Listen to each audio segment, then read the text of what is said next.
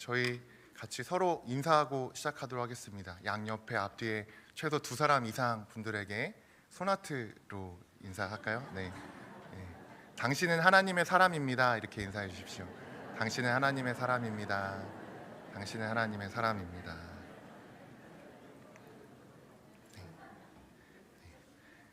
네, 오늘 슬픔의 이유라는 제목을 가지고 하나님의 말씀을 나누도록 하겠습니다.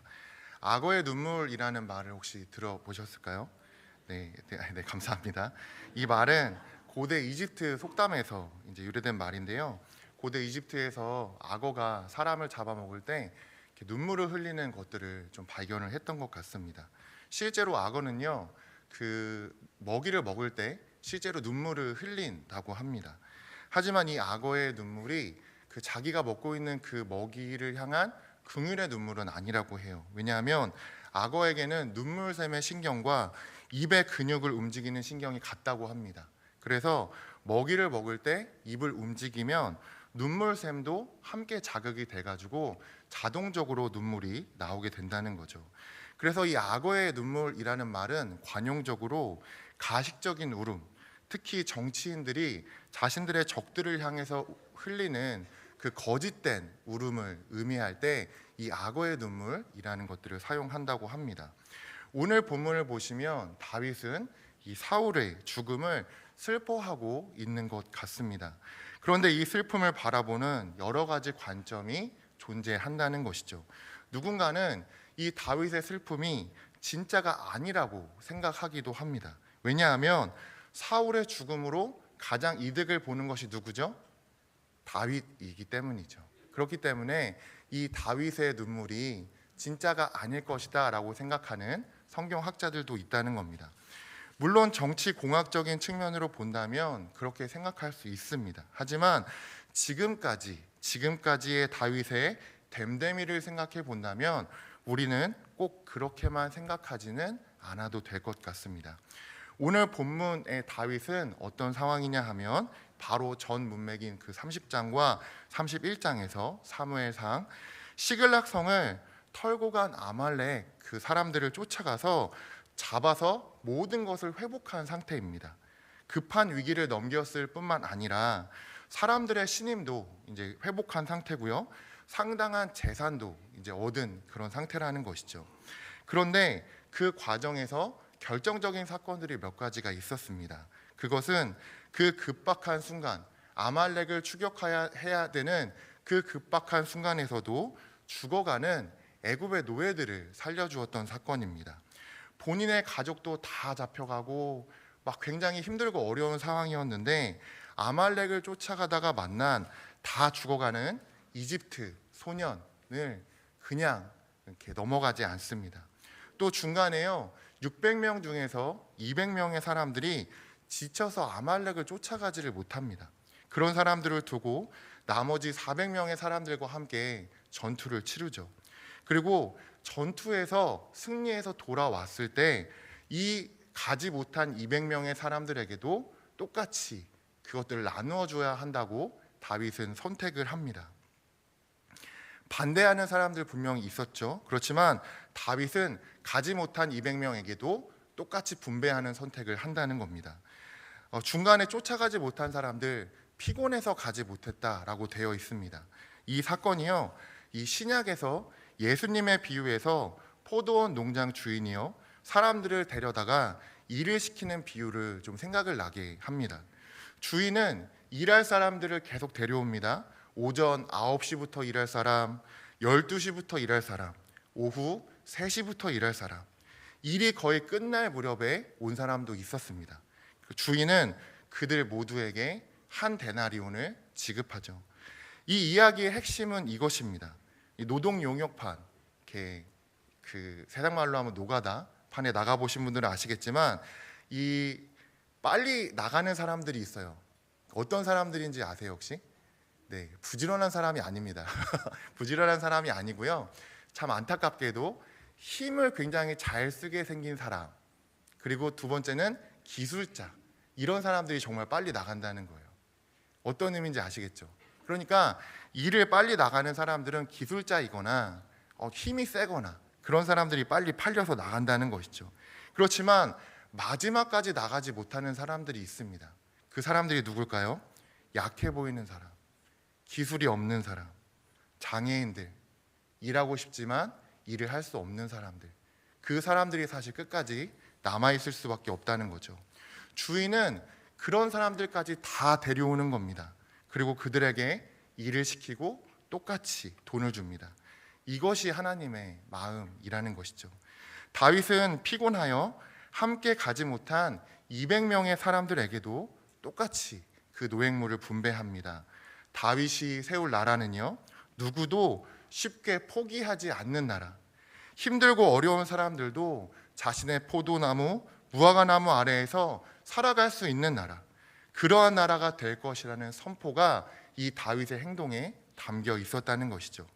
이러한 다윗의 성품을 보았을 때 우리가 추측해 볼 수 있는 것은 다윗의 애통과 슬픔이 진짜 악어의 눈물이 아니라 진심의 눈물이 아니었을까라고도 충분히 생각해 볼 수 있다는 것, 그것을 우리는 알 수 있게 된다는 것이죠. 다윗의 슬픔이 만약에 진짜 슬픔이었다면 우리는 그 종류에 대해서 한번 생각해 볼 필요가 있을 것 같습니다. 자신에게 이익이 되는 상황임에도 불구하고 그는 왜 진정으로 그 슬픔에 빠진 것일까요? 일단 슬픔이라는 감정에 대해서 우리가 명확하게 할 필요가 있는데요. 이 슬픔이라는 감정은 보통 어떤 때 발생하냐 하면 상실감, 무언가를 상실했을 때 이 슬픔이라는 감정이 나타나게 된다는 것이죠. 사랑하는 사람을 잃었거나 좋아하는 물건, 그러니까 어떤 것이든지 자기가 애착하는 그 무엇과 헤어졌을 때 가지게 되는 것이 바로 이 슬픔이라는 겁니다. 그 누구보다 자신을 더 사랑해서 여인의 사랑보다 더 자신을 사랑하고 인정해 주었던 그 요나단의 죽음, 그것이 다윗에게는 충분히 그 슬픔의 요인들이 될 수 있습니다. 그렇지만 사울은 어땠을까요? 자신을 인정해 주지 않았을 뿐만이 아니라 사울 때문에 다윗은 이스라엘을 떠나야 했습니다. 그 때문에 다윗은요, 사망의 음침한 골짜기 같은 상황들을 지나야 했고요, 사울로 인해서 다윗은 죽음의 아슬아슬한 고비들을 지나가야 했다는 것이죠. 하지만 다윗은요, 자신의 이해관계보다 훨씬 더 중요한 무언가를 보았고 또 그것들을 느꼈기에 슬퍼했다라고 우리는 생각해 볼 수 있습니다. 그것이 무엇일까요? 그것은 바로 하나님 때문이라고 말씀을 드리고 싶습니다. 조금 더 정확하게 말씀드리면 하나님 나라 때문입니다. 하나님을 만난 사람들은 하나님 나라를 향한 슬픔을 가지고 있는 사람들입니다. 하나님의 계획이 아직 이 땅에서 이루어지지 않은 것을 보며 슬퍼할 수 있는 사람들, 그 사람들이 바로 하나님의 사람들이라는 거죠. 사울과 요나단, 그리고 그 왕자들의 죽음, 블레셋에게 대패한 이스라엘, 그 앞에 펼쳐져 있는 것은요, 하나님을 향한 이방인들의 조롱이었습니다. 또한 이스라엘 안에 있었던 가장 연약한 자들이 이제 당할 그 극심한 고통들, 그것들을 보고 다윗이 슬퍼했다는 것이죠. 사울의 왕정에서도 이미 연약한 자들의 고통이 시작되었기에 그러한 사람들이 다윗에게로 다 몰려들었잖아요. 그 아둘람 굴에서 다윗 밑에 모여들었던 그 모든 사람들의 면면을 살펴보면 정말 힘들고 어렵고 억울하고 슬픈 사람들이 다윗 밑으로 정말 충분하게 몰려들었다는 것 우리가 알고 있습니다. 사울의 왕으로서의 방향은요, 하나님이 세우시려고 하는 그 하나님 나라가 아니라 자신의 왕권만을 유지하기 위한 것이었기에 유력한 자들의 말을 들어주거나 자신에게 아부하는 사람을 등용하거나 자신의 고향 사람들에게 권력을 분배했습니다. 세상의 눈으로 봤을 때는 그 나라가 너무나 잘 돌아가는 것처럼 보였을지 모르지만 하나님 보시기에는 전혀 그렇지가 않았다는 것이죠. 하나님 나라의 실패는 가장 연약한 자들의 고통으로밖에 이어질 수밖에 없습니다. 다윗은 바로 그것을 바라보며 안타까워하고 슬퍼하고 있는 것이죠. 이와 비슷한 것이 느헤미야에도 등장을 하는데요. 느헤미야 1장 4절을 좀 보여주시겠어요? 저희 같이 한 목소리로 읽어보도록 하겠습니다. 시작.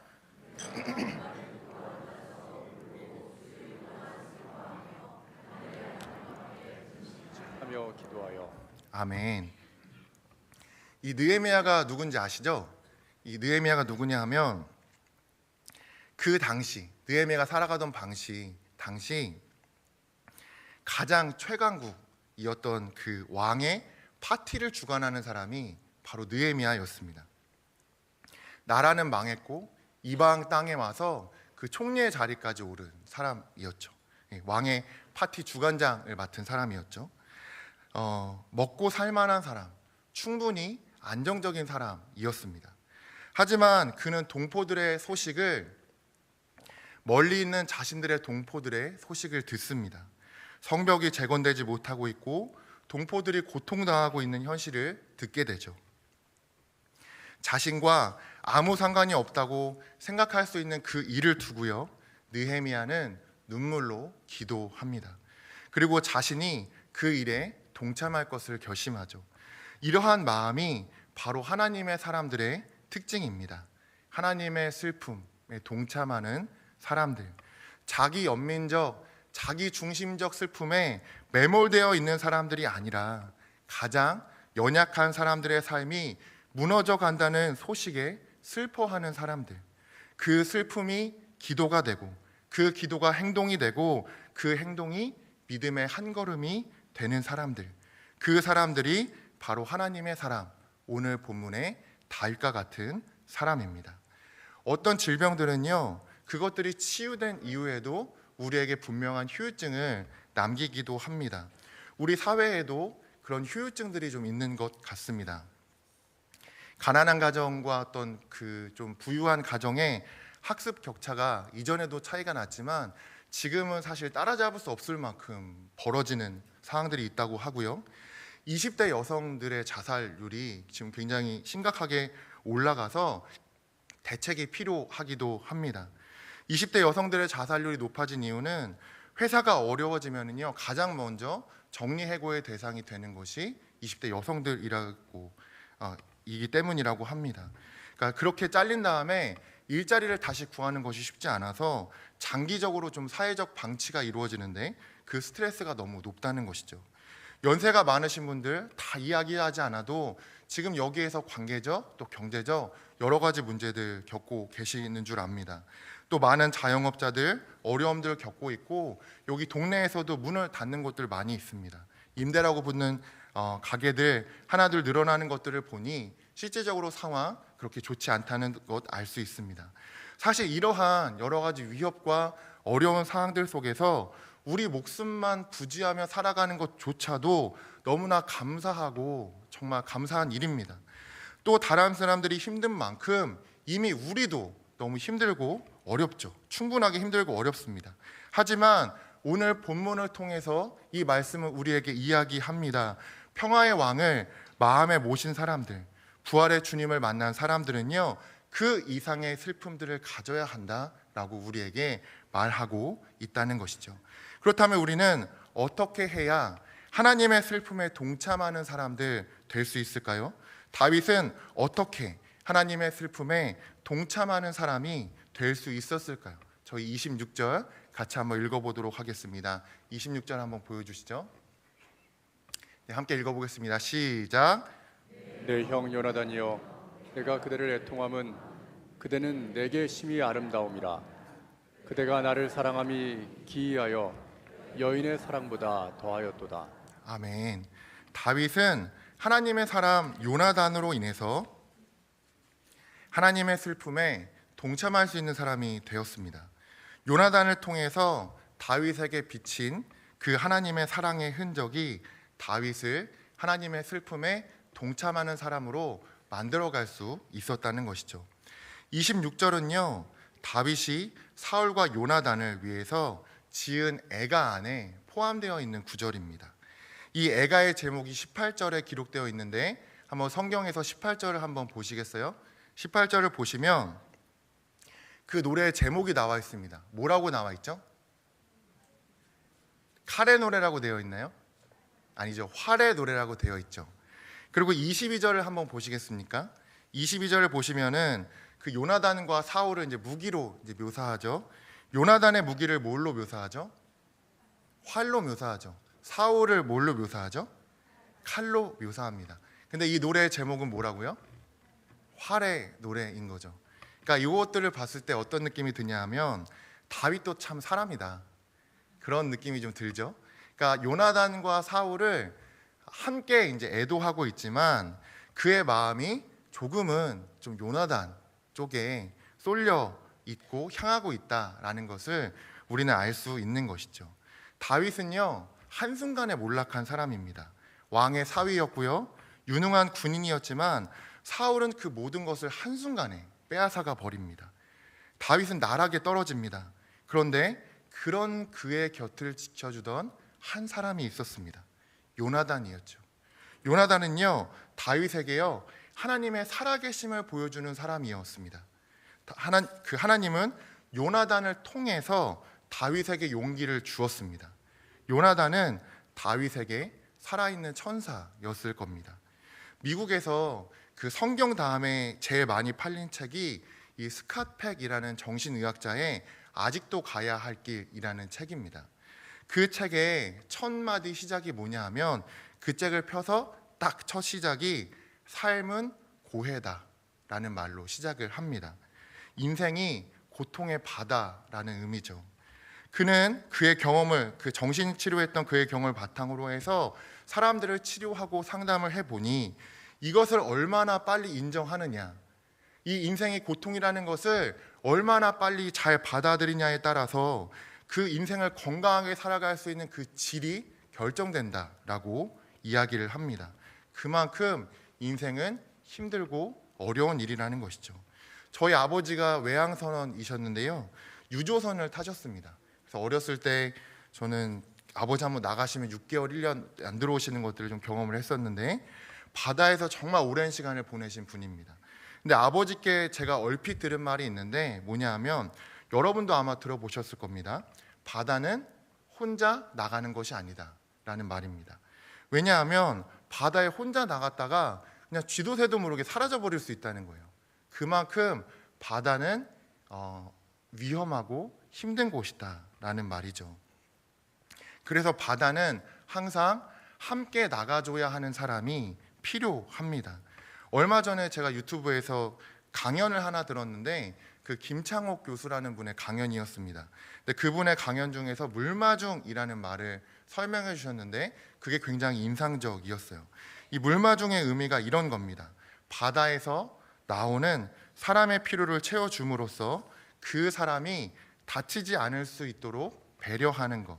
그러니까 예를 들어서 해녀님들을 예를 들더라고요. 그래서 해녀님들이랑 친해지려면 물마중을 하면 된다고 설명을 해 주었습니다. 해녀님들이 가장 다치기 쉬운 순간이 언제냐 하면 물속에서 해산물을 다 따서 무트로 올라오는 시간이라고 합니다. 해산물이 들어있는 뜰망의 키로수가 소라 같은 것들도 막 있고 해가지고요, 가벼울 것 같지만 어떤 날은 그 뜰망의 무게가 60kg 정도가 된다고 해요. 그래서 그 무거운 것을 무트로 올려서 갯바위를 걸어가다가 넘어지면은요 정말 큰 사고가 일어날 수도 있다고 합니다. 그래서 해녀님들을 향한 최고의 배려가 무엇이냐? 바로 물마중이다. 배에서 기다리고 있다가 해산물이 들어있는 뜰망을 받아주고 그 뜰망을 집까지 들여다드리면 해녀님들 마음이 금방 열린다고 하더라고요. 잘 생각해 보시면, 이 이야기를 듣고 잘 생각해 보시면 우리도 우리의 인생에서 누군가가 우리를 물마중해 주었기에 지금까지 살아올 수 있었습니다. 가장 힘들고 어려운 순간에 손 내밀어 주었던 사람들을 통해서 우리는 이 자리에 있을 수 있는 것이죠. 처음에는 그것이 사람의 사랑이라고 생각하셨을 수 있을 것 같습니다. 그렇지만 신앙을 가진 사람들, 또 하나님을 만난 우리들은요, 그 배후에 사람뿐만이 아니라 그 배후에 계셨던 하나님이 그 배후에 계셨다라는 것을 고백할 수 있어야 합니다. 그 고백과 발견이 있는 하나님의 사람들을 통해서 하나님은 오늘도 누군가에게 하나님의 살아계심을 증거하고 계십니다. 이러한 삶으로 나아갈 수 있는 하나님의 은총과 은혜가 있기를 간절히 소망합니다. 네, 두 번째로 하나님의 슬픔에 동참하는 사람이 되기 위해서 우리가 할 수 있는 것, 두 번째는 17절에 등장합니다. 17절을 같이 한번 읽어보도록 하겠습니다. 시작. 다윗이 이 슬픈 노래로 사울과 그의 아들 요나단을 조상하고. 아멘. 이 하나님의 슬픔에 동참하는 사람이 되려면 두 번째로 우리는 받은 사랑이 있다면 그 받은 사랑을 다시 흘려보내는 사람이 되어야 한다고 말씀을 드리고 싶습니다. 다윗은요, 사울과 요나단의 죽음을 슬퍼하며 애도하고 있죠. 그래서 노래를 지어서 이 애가라는 것을 부릅니다. 그런데 잘 생각해 보십시오. 노래, 그냥 노래죠. 노래 지어서 불렀구나라고 충분히 그냥 그렇게 생각하실 수 있는데, 성경에 전체적으로 이 애가를 지어서 부른다라는 것의 의미를 저희가 생각해 본다면 조금은 다른 관점으로 이것을 볼 수 있다는 것이죠. 뭐냐 하면, 첫 번째로 성경에서 나오는 모든 애가의 첫 번째 특징은 뭐냐 하면 그 대상을 굉장히 예우하고 사랑한다는 의미를 가지고 있습니다. 그러니까 사울과 요나단을 향한 굉장한 예우와 사랑이 다윗에게 있었다라는 것을 알 수 있는 것이죠. 또 하나, 두 번째 의미는 뭐냐 하면 그 애가를 통해서 위로하고자 하는 대상이 자기 자신이 너무나 슬퍼서 그 노래를 그냥 지어 불러서 자기의 슬픔을 해소하려고 하는 것이 아니라 오히려 그 애가는 백성들을 위한 것이었다는 거죠. 그 애가를 통해서 위로를 받고 그 애가를 듣고서 따라서 부르면서 위로를 받는 대상이 누구냐 하면 일반적인 백성들이었다는 겁니다. 그러니까 애가는요, 자기를 위해서 짓는 것이기도 하지만 한편으로 내가 아닌 누군가 또는 공동체의 슬픔을 위로하기 위한 것, 그것이 애가의 목적이었다는 겁니다. 그러니까 다윗은요, 자기도 슬펐어요. 그렇지만 그 슬픔과 고통 안에만 머무르지 않고 누군가의 슬픔을 위로하는 곳으로 나아갔다라고 볼 수 있다는 것이죠. 신기한 사실이 있는데요, 이 어떤 사람이 슬픔과 애도의 기간들을 보낼 때 그 상실감을 견디지 못하고 더 이기적이고 자기중심적으로 변하는 사람들이 있다고 합니다. 근데 드물게도요, 어떤 사람들은요, 슬픔과 애도 이후에 더 사랑하는 삶을 살아야겠다라고 선택하는 사람들도 있다는 거예요. 드물지만. 그래서 이게 신기해서 심리학자들이 연구를 했습니다. 그래서 이 대상관계 이론이라는 것이 있는데 그 안에서 발견한 것은 뭐냐 하면, 사람은 슬픔과 애도의 기간 동안 그 상대방에게 썼던 에너지를 마음으로 다시금 걷어들인다고 합니다. 잠시 마음속으로 걷어들인다는 것이죠. 그리고 이 에너지는요, 그 사람 안에 머물면서 다시 어떤 것을 향해서 나아갈 것을 기다리게 됩니다. 그런데요, 상당한 기간 동안 이 에너지가 밖으로 나아가지 못하게 되면 이 에너지가요, 썩거나 변질될 수 있다고 하는 것이죠. 그리고 이 썩거나 변질된 이 에너지는 이제 밖으로 나가지 못한다는 거예요.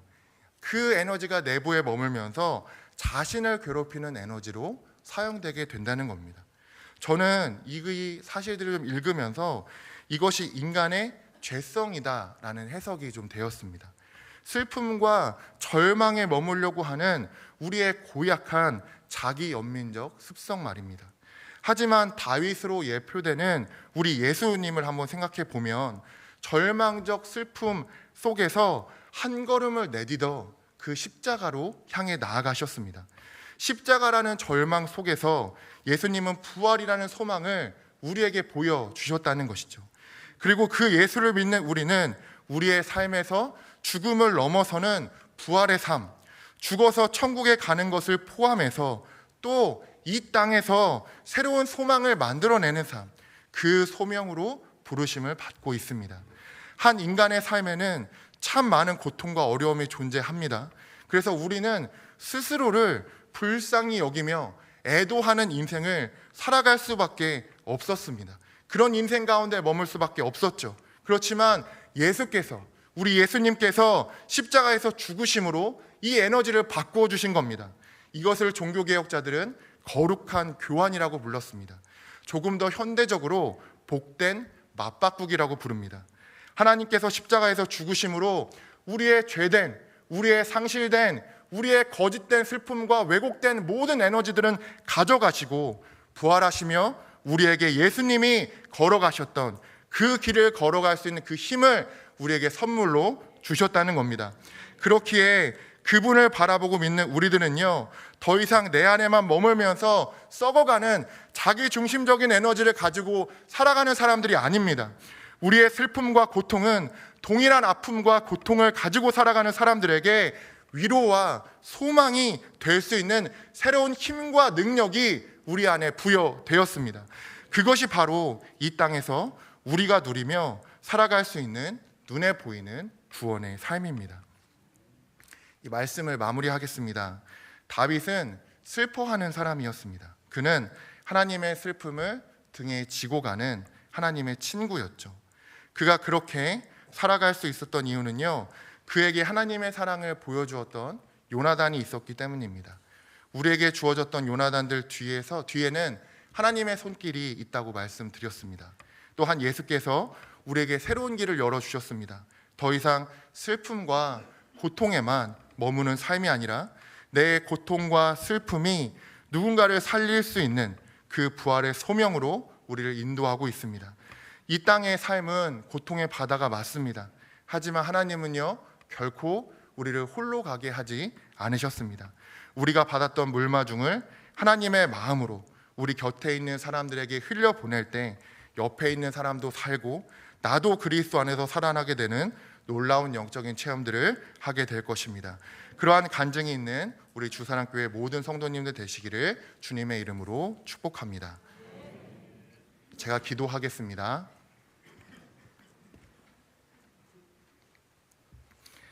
하나님, 저희들의 인생이 버겁고 어려울 때 하나님의 사람들을 통해서 우리를 일으켜 세워주셔서 감사합니다. 좋은 가족들 주시거나 좋은 친구들 주시거나 좋은 사람들 우리 곁에 두셔서 우리가 지금까지 살아올 수 있었습니다. 하나님, 그 은혜가 이제 흘러가기를 원합니다. 그 안에, 내 안에만 그 힘이 머무르지 않기를 원합니다. 자기 연민적인 마음을 넘어 하나님께서 주시는 상처 입은 치유자의 삶으로 내가 나아가기를 원합니다. 저희들의 힘이 아니라 우리가 예수 그리스도를 만날 때에만 이러한 전환이 일어날 수 있음을 믿음으로 고백합니다. 하나님, 우리를 긍휼히 여겨 주시옵소서. 우리의 인생이 하나님을 사랑하여 다른 사람들을 먹일 수 있는 삶으로 조금씩 변화되게 하여 주시옵소서. 그래서 이 땅에서 하나님의 살아계심이 우리 교회 성도님들의 삶으로 나타나기를 간절히 소망합니다. 이 모든 말씀 예수님의 이름으로 간절히 기도드립니다.